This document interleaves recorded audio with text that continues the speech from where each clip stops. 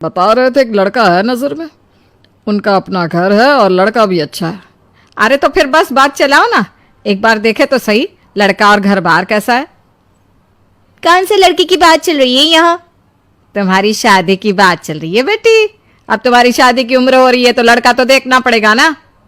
उफ़ो, मुझे अभी नहीं करनी शादी वादी, ये तो मेरे खेलने कूदने के दिन है। बहुत खेल कूद ली तुम, अब घर के काम धाम सीखने की कोशिश करो, समझी? ससुराल जाकर हमारी नाक मत कटवा देना। सब्जी काटनी तो आती नहीं इसको, तो नाक ही कटवाएगी।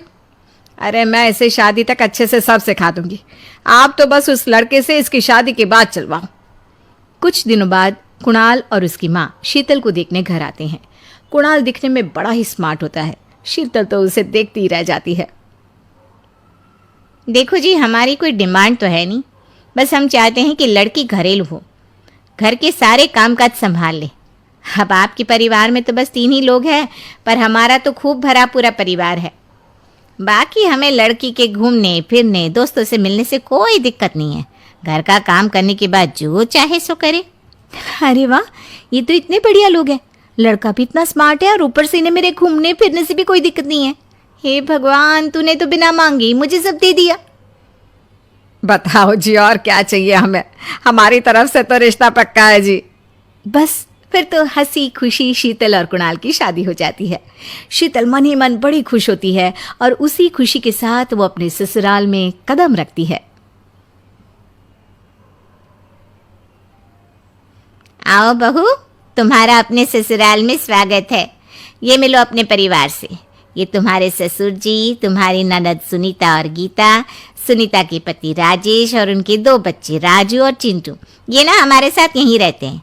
ये तुम्हारी दादी सास हैं और बाकी लोग अभी बाहर गए हुए हैं। इतने सारे लोग, ये सब यहीं रहते हैं इस घर में?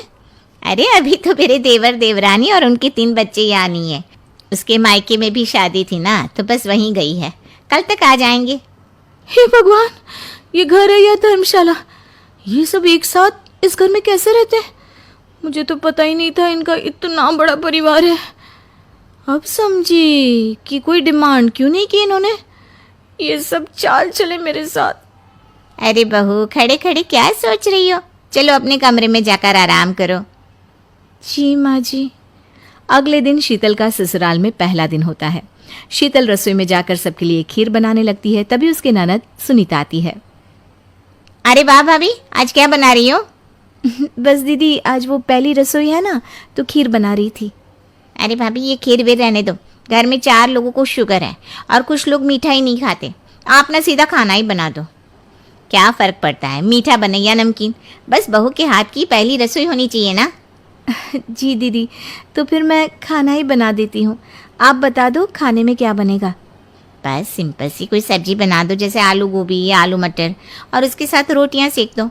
हमारे परिवार में अब तुम्हें मिलाकर पूरे 20 लोग हो गए हैं, 15 बड़े और 5 बच्चे। बड़ों की 6 और बच्चों की 2 के हिसाब से रोटी बना देना। चलो मैं चलती हूँ, सब देख लेना। हाँ, बड़ों की 6 रोटी मतलब कि 15 लोगों की 90 रोटियाँ, और बच्चों की 2 रोटी मतलब 5 बच्चों की 10 रोटियाँ। 90 और 10 मतलब कुल मिलाकर 100 रोटियाँ। हाय, मैं तो मर गई, 100 रोटी अकेले कैसे बनाऊंगी? माँ, ये तुमने मेरी शादी कहाँ कर दी? शादी से पहले तो मैंने कभी 4 रोटी से ज़्यादा नहीं बनाई। शीतल एक बड़ी सी परात में 100 लोगों के हिसाब से आटा निकालती है और उसे गूंथना शुरू करती है। आटा गूंथते गूंथते शीतल के पसीने छूट जाते हैं। उसके बाद बारी आती है रोटी बनाने की। शीतल एक एक करके रोटी बनाना शुरू करती है और 10 रोटी बनाते ही अपनी कमर पकड़ लेती है। हाय, मैं मर गई, मेरी कमर टूट गई खड़े खड़े, और ऊपर से इतनी गर्मी, मैं 100 रोटियाँ कैसे बनाऊंगी? अरे भाभी, सब बाहर रोटियों का इंतजार कर रहे हैं, जरा जल्दी जल्दी रोटी सेक दो।